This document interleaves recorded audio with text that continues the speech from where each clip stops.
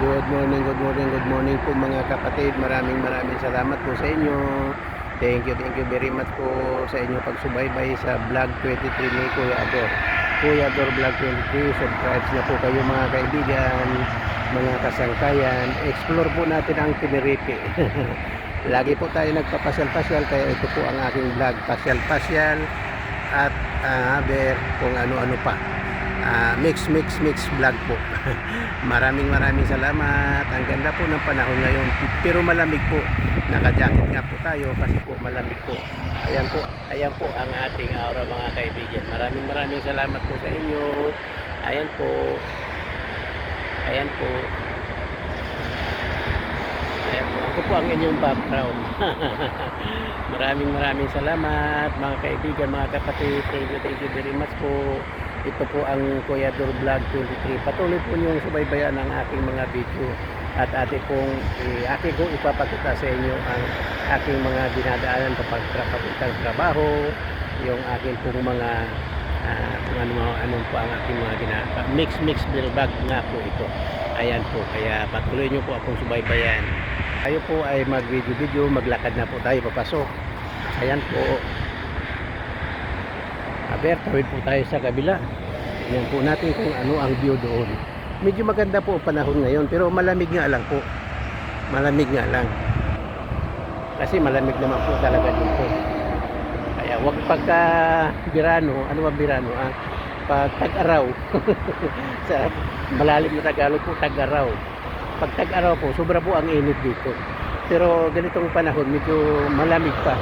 Pero hindi po tulad ng December na talagang dalawa o tatlo ang jacket mo. Ngayon isa na lang ang jacket mo.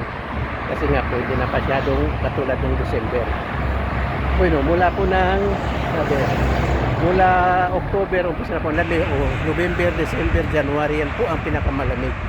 Yung 3 buwan na yan. Kailangan po tatlo ang jacket mo. 2-3 ang jacket mo. Ako po yun. Iwan ko lang po sila. Kasi yung mga taga rito po, 2 jacket lang. O 1 jacket, 2 jacket. Kasi nga, sanay po sila. Sinilang po sila sa lamig.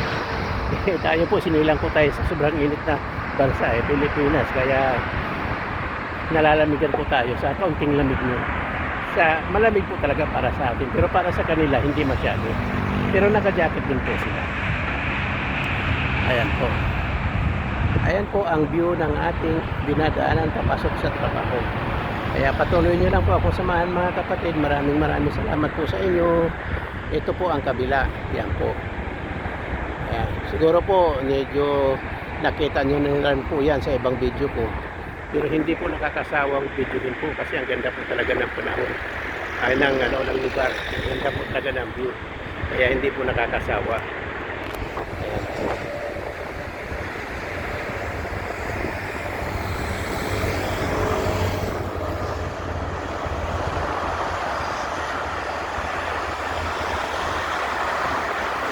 Ayan po.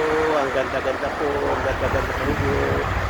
Maraming salamat po sa inyo mga kapatid. Patuloy nyo na pong subaybayan ang Kuya Ador Vlog 23 at tayo po i-explore ang Tenerife.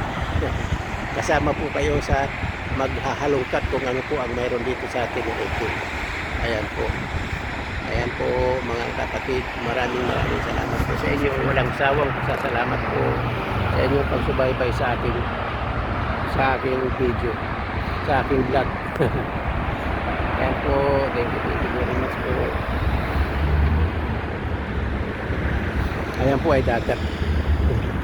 Sabi nga ng misis ko, ano ko po na raw ulit-ulitin na dagat kasi nakikita nga daw po niya.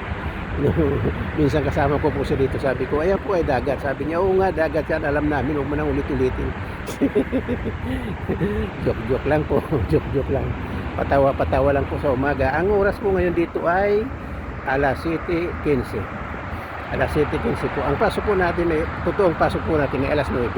Pero mapasok po tayo ng alas 8 kasi po mas gusto ko yung maaga akong pumapasok para maaga rin po ako makauwi. Kasi pwede naman po dito sa aking mga amo. Minsan po maaga rin ako nakakauwi. Minsan nga po wala pang alas 4 na. Alas 3 pa lang nakakauwi na ako. Mabait na ako. Higit na pong 20 anyos ako dyan sa amo ko. Kaya tiwala na po. Ayan po. Ayan po, maraming salamat po. Patuloy nyo pong subaybayan ang Kuya Dur Vlog 23. Thank you po. Bye bye po. Hanggang sa muli. Bukas po uli. Bye bye.